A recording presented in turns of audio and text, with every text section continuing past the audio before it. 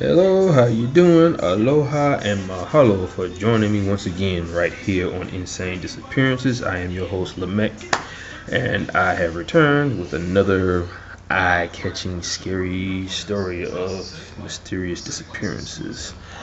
Uh, as you know, I said before, me doing my channel and doing and working at the same time sometimes gets me a little tired or caught up to where I can't produce the amount of videos that I want to produce on the days that I said I was going to produce them. I still want to do that, and I will darn sure try to make sure that I do that on a regular basis. But as of right now, you know what I'm saying, it's kind of hard, and I'm pretty sure a lot of other YouTubers out there, go through the same thing where they still work their job and then they come home to do this. There is another guy. His name is Tyler. He has a very, very, very popular YouTube channel called Secure Team, and his channel talks about government conspiracies, about UFOs, or the existence of UFOs, and TRB-3 spacecrafts that the government built to fly into deep space. He talks about life on Mars and the monoliths that are being found. Like if you go to Google and type in, stuff dealing with Mars, and they'll have all these places like, pyramids and, weird creatures that you wouldn't think could survive on Mars, but actually do. Like they found snakes on Mars. They found actual handguns, semi-automatic handguns. They found severed heads with a military helmet on their head, like from Desert Storm. They found so much stuff on the internet dealing with the so-called, I won't say so-called, but dealing with, the alleged, inhabitation of Mars, which is people who have actually been going there for, people who in the government have been going to Mars for hundreds of years, ever since they started going into space. And then there's also he also talks about, actual ruins, like ancient ruins on the backside of the moon, and an actual base that military people go to. It's a very interesting site, and he's got over 334K views, so he's very popular, and I listen to him all the time. So I get a lot of my theories from his channel too. Now there was a video that he put out a couple of days ago about how the USFS, which is the United States Forestry Service, they actually govern over 124 different national parks all across the country, well, across the world for that matter. He also talks about an independent website called give me 1 second here. Black Vault. It's an independent website called Black Vault, where they receive a lot of declassified documents about these types of things, including what I talk about on my channel. Now, the case in point that he talked about on his channel was about man-eating aliens that were reported inside our national forests. Now, if you think about it, I talk about this stuff all the time, on how when people are found dead, or some people that are actually found, but the only thing they find is their remains, like Jared Atadero.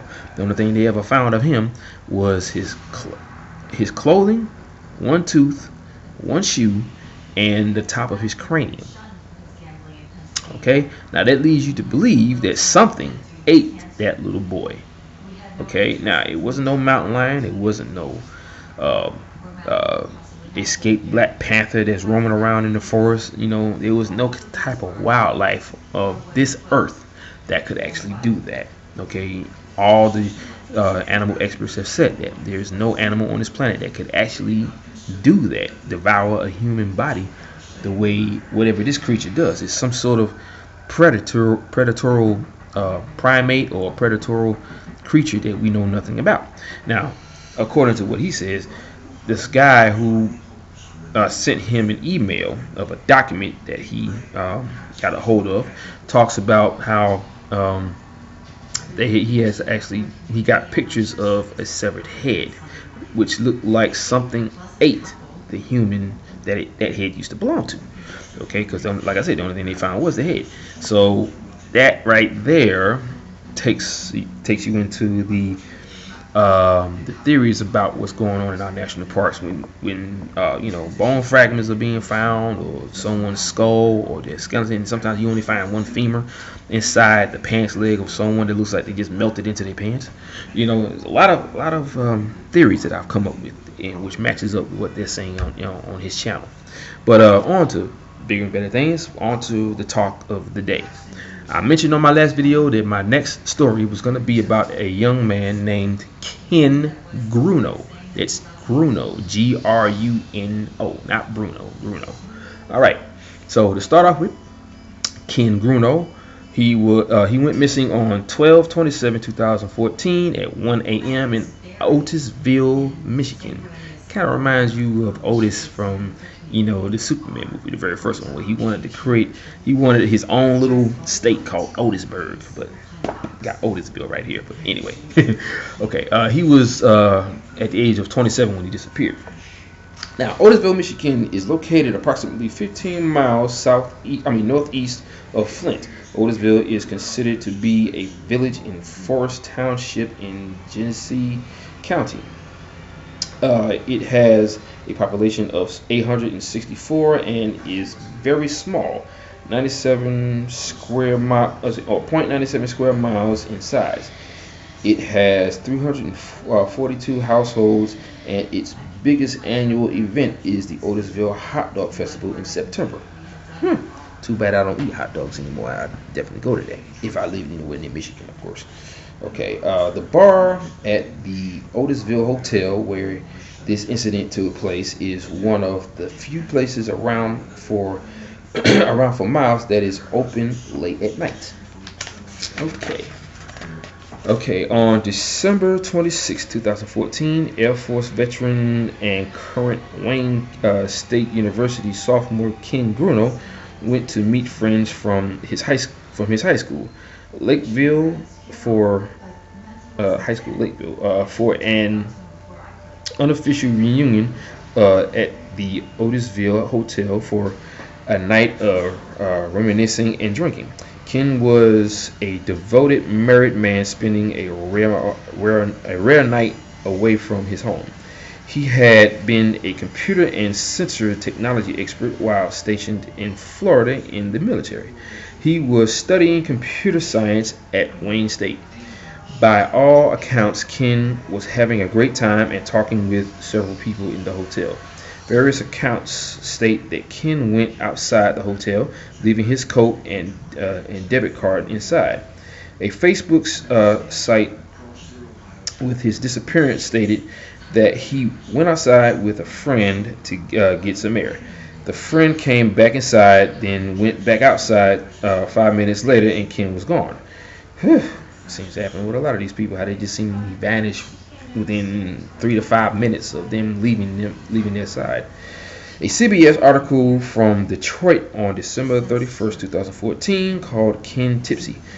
When he went outside, the same article had this statement from Ken's wife. He was out at the bar with a group of friends from high school, and then he was gone. Kelsea Easton, Gruno's wife, told WWJ's Sandra McNeil he came out for some fresh air and was talking to a friend outside, and they went inside to grab another friend because Gruno, wasn't talking all that coherently. Make you wonder about that one. And when they both came back outside, he was gone. The video camera near the hotel caught Ken walking in the middle of Jefferson Street at approximately 1 a.m. People who have watched the video state that he wasn't stumbling, tripping, or getting harassed by others. He was merely walking down the street. All of Ken's friends state that it is not in his personality to vanish. Gruno had plans the following day to go paintball shooting with his friends. Ken did not have a criminal history and had no background using illegal drugs. Normal investigative routes were stymied because Ken did not have a suspicious background. There were many days of search and rescue, even through horrendous weather was in the area when and after he vanished. Excuse me, guys. Sounds like I get these air pockets when I just start doing a lot of talking, and it makes me want to burp, but I can't seem to bring it up. I don't want to bring it up on camera, of course. Okay, let me see. Where was I? Oh yeah, there were no leads and no new information surfaced on where the man may be. Getting tongue tied here, talking too fast. Okay, there was also massive fundraising effort. There was also a massive fundraising effort to assist with search efforts, and there were dozens of posts on Facebook. This is one of those cases that doesn't make any sense. Ken was a stable person with a very reputable background. There are many of these cases involving students with almost identical backgrounds. Alcohol seemed to be one of the catalysts that trigger disappearances and deaths. The biggest issue, where did Ken have to go? This was a small city. He left his coat behind at the bar. He would have gotten cold quickly. Yet he didn't come back. He was carrying his cell phone. The Michigan State Police pinged his cell phone and didn't get a response. This meant his phone was off or broken. Days of searches did not produce one major lead. On March 27, 2015, an article in the New York Daily News changed everything. The body of Ken Gruno, a Wayne State University student who went missing in December, was found floating in a pond Thursday morning near Forest Township, about a mile from where he disappeared. Police said a neighbor spotted the body of the 27-year-old, which was mostly frozen over. Police said Gruno had identification on him and that there was no sign of foul play. How bizarre. Okay, other articles state the body was found off Hammill Road and M57. The coroner stated that Ken died from accidental drowning. There's those words again. Oh boy. Okay, and there were no signs of physical trauma. Toxicology results were not released. Okay, few things about this case that is very alarming and very similar to all the rest of the cases and very predictable. When you have a person that's in a bar, which is mainly the young set, anywhere between 18 to 27, they go to a bar with their friends, they have a drink, they have a good time. You know, he may get a little tipsy, but not tipsy enough to say he was staggering or he was loud talking and being obnoxious and got kicked out of the club or the bar. That never seems to happen. Well, it happened in a couple of stories, but not a lot. Then all of a sudden, on the CCTV cameras, he's seen walking down the street, just like all the rest of them. But he doesn't appear to be, stammering or stumbling over his own feet or nothing like that. Then all of a sudden, bam! Days later, he's found face down in a river or in a body of water somewhere. They didn't mention the nature of his clothing, which would mean, of course, he was either half naked with just his socks or his underwear on, or fully clothed. They didn't mention none of that. They just said that he was found dead in the water. Okay? Now, the crazy part is, when the coroner got the body, the first thing they say is accidental drowning. Normally, they say that because they obviously found something on his body, or they found something about the body that was extremely odd to the point where they couldn't explain why, which of course means he was pristine. He had no knife cuts on his body, no stab wounds, no bullet wounds, no strangulation marks on the body. There was no drugs found in his system other than the alcohol. They didn't list his point. They didn't list the percentage of his alcohol level though. And normally they'll say like it's 0.02 or 0.12%. They didn't mention any of that. So he was drinking, but obviously he wasn't like, drunk or tipsy or whatever the case may be. But just the fact that they found the body and all they could say was accidental drowning. Okay, anytime they do that, they know they can't figure out why the person died. So what do they say? Accidental drowning or hypothermia. Okay, best case scenario, that's what they do because they know it's too strange for them to even try to figure out. And after that, they don't even want to touch it. Okay, I mentioned this last time with Alan Atadero and his son. Everybody that wanted to help him backed out after they realized how strange the evidence was. And every time he came at him with something and they tried to explain it, he came back at him saying, well, no, that's not true because it was this, it was that, it was this. Then they get freaked out, then they back away, and then they never call him again. Okay, same thing with these cases. They find something weird surrounding his death that doesn't make any sense and cannot be explained. But for them to actually explain it and put the report out there for the family members and the friends to see, they'll mention accidental drowning or hypothermia or whatever, or drunk by, he died by he was drunk and stumbled into the river and drowned. It's a lot of excuses they come up with, which is the reason why these people are never found. And that alone really pisses me off because you see that something is wrong, but just because you can't figure out why the body ended up in that way, you don't want to mention that. What about the families? The families deserve to know, regardless of how strange it may sound. That lets them know that he didn't die by drowning. He died by some other means. The question is how and why and what. I'm not going to say who. I'm never going to say who because it is not a who. And if it is a who, it's not a who of this planet or of this dimension. It's a who from some other parallel Earth who has the ability to kill people without touching them. That right there, it goes beyond reality. So naturally, people are not going to believe that.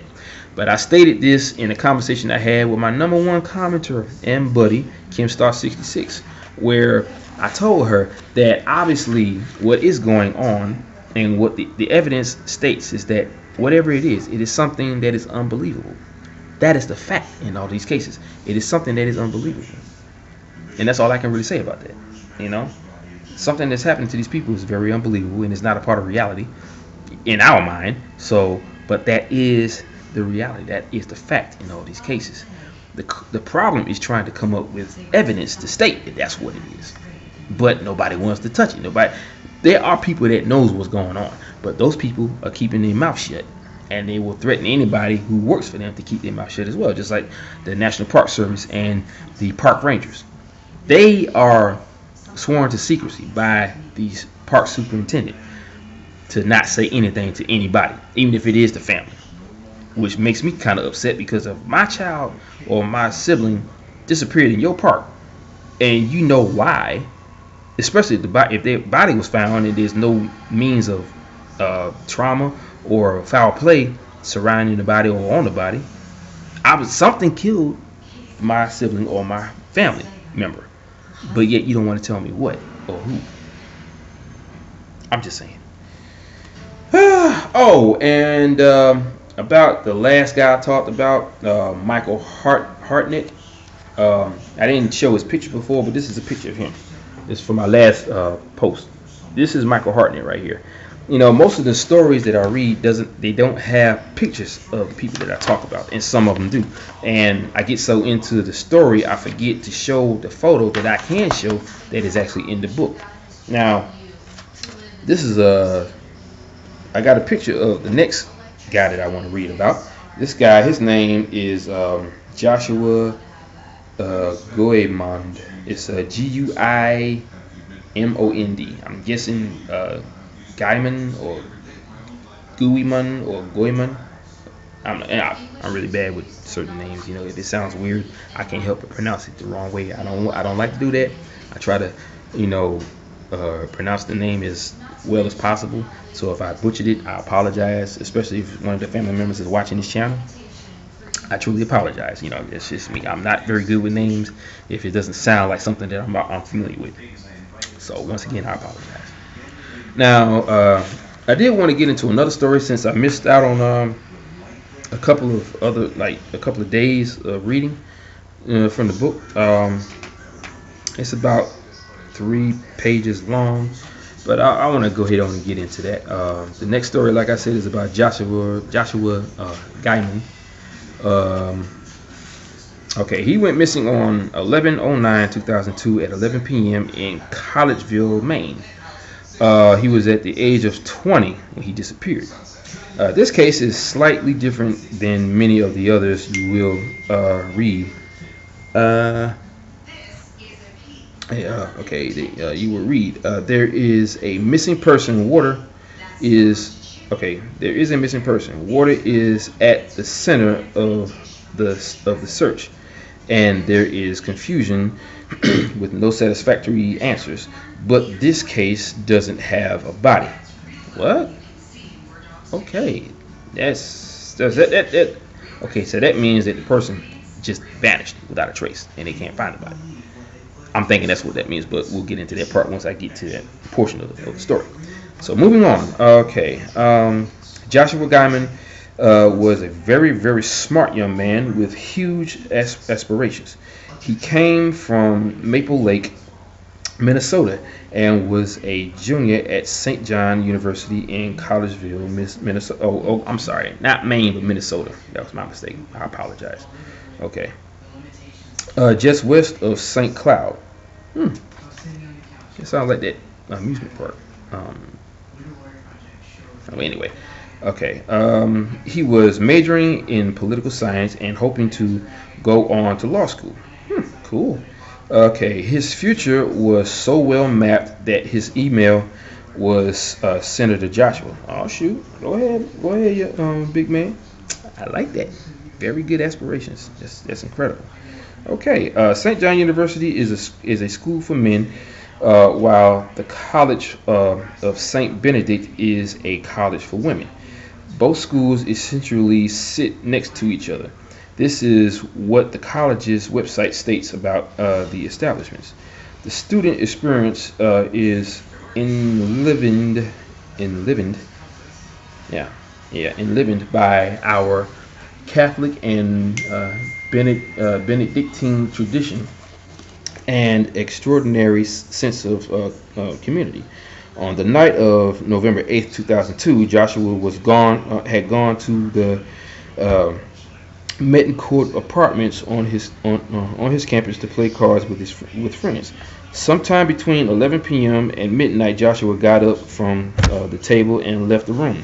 Everyone at the game believed he was going to the bathroom and would be right back. He never came back. So that means he never even left the darn room. So where could he have gone? Obviously, there must have been some sort of portal that opened up somewhere in the house or in that apartment. That's just an educated guess off the top of my head, so I'm just saying. But anyway, okay. Players thought he went to his dormitory at St. Maur House, just a 3-minute walk. He had been drinking alcohol, but he was not intoxicated. Good to know. All right.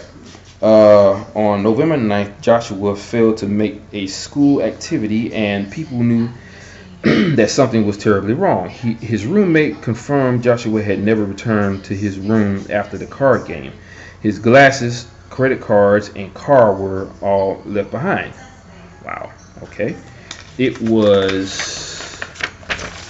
One second here. Okay, it was obvious that whatever happened to the student wasn't planned and was sudden.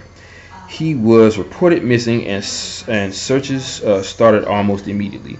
On November 13th, searchers arrived in force. The National Guard responded. The Stearns County Sheriff searched the campus on foot, by horseback, and with canines. There were helicopters in the air and people covering the ground. The National Guard deployed 118 troops and equipment. One of the bloodhounds tracked Joshua's scent to the area of Stump Lake, a body of water along the route from the Mettencourt apartments to his room. The lake was searched multiple times and nothing was found. Joshua's parents actually got the Trident Foundation to also search bodies, search bodies of water in the area, and they found nothing. This is one of the cases where there was an adversarial relationship between the parents and law enforcement. We have written about this happening to other families in the past. It is not uncommon. It is not uncommon. Joshua's dad wanted to get sources to the locations, and the law enforcement continued to push back. Okay, that's not right. This has happened more times than I can remember. This is one reason that we have advocates for a family search advisor to be assigned to cases. This would be someone who understands the process and serves as the family's advocate. They would run interference from the family, explain the relationship between families and law enforcement, and push back when necessary against the idiotic policies and procedures of some agencies. If needed, the advocate would go to the press, holding law enforcement accountable for its failure to work with families. On November 24th, between 75 and 100 searchers already been searched several times. Wait a minute. And searchers arrived on campus and assisted in covering the areas that had already been searched several times. During the week of December 2nd, the Stearns County Sheriff again interviewed friends who were with Joshua the night he disappeared. Joshua's dad continually got refused when he asked for permission for Trident to search the lakes. He was finally granted special permission in May. All the lakes were searched and nothing was found. Many people have made subtle and some overt accusations against the school and various and various other individuals for failing to cooperate in search efforts. There has never been any absolute linkage between the school and the disappearance, other than Joshua did disappear on campus. The campus, the campus area is surrounded with water, and it would be very hard to walk any significant distance in the area without walking close to the pond or lake. Police have classified Joshua's case as a missing person. His parents strongly believe that their son was abducted. Okay, now about Joshua. That's a typical response from any parent. You know, they're not going to believe anything other than the fact that their son or daughter or family member was kidnapped or abducted. That's only because that is the only realistic way of knowing what happened to your child, especially if there's no evidence to indicate that he was that he was taken in any other kind of way. Now, the fact that they never found a body could mean a couple of things. He walked into some type of wormhole. Now, they did say that they saw him. I think it did say that they saw him walking somewhere near the lake, I believe. Let me see.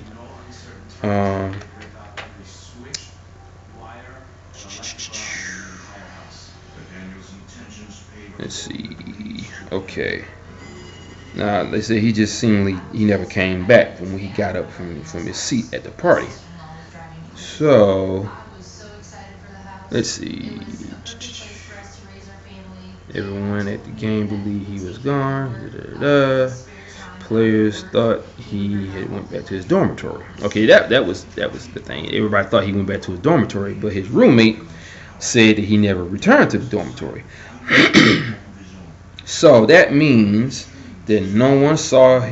They saw him leave, but no one knew where he was between the time when he left and when he ended up in a body of water. There was no indication to say that he was walking in a certain area. He just vanished between point A and point B, which was when he got up from the table. They thought he went to the bathroom, so he somehow disappeared somewhere in the house and ended up in a body of water miles away, which was, I think they said, along this water, along the water that stretches from that place where he was and his dorm. Weird stuff. Now, all I can say about that is that two things: he walked through a wormhole, and either that or he was abducted by aliens and obviously was never seen again. But that's my interpretation on that. There really wasn't a lot of evidence to state what may have happened to him. There was no CCTV cameras that saw him walking in a certain area. They just know he vanished from sight in the dorm where he was at, in another part of town, and he ends up in a body of water, which is strange because it's like he was teleported from the bathroom or somewhere in that house to a body of water dead. Now, there's, like I said, this thing about aliens eating humans, but if he wasn't found in the body of water, then that means something else happened to him. He never came back, so that means he was, abducted by whatever. And I'm gonna say whatever because it either was an alien or he walked into some kind of wormhole and he couldn't find his way back home. So maybe he's living out his life somewhere in another dimension or another parallel Earth, where he sees people that look like the people that he knew, but they don't know him, or they could be the people that he knew, but they just all run different lives. I don't know. It could be anything. His wife may even be there, but they're not even married, or his double might be on that parallel Earth and they're married. Who knows? It could be anything. So, for more of the mysterious and the crazy and the outright mind-blowing experience of knowing what probably happened to these people, come to this channel. You know what to do. Like and subscribe. Hit me with a thumbs up. And I will see you guys again later. So, all I have to say is aloha, mahalo, and hui ho. Peace out, guys. Be safe, be blessed, and have a great night. And I love you.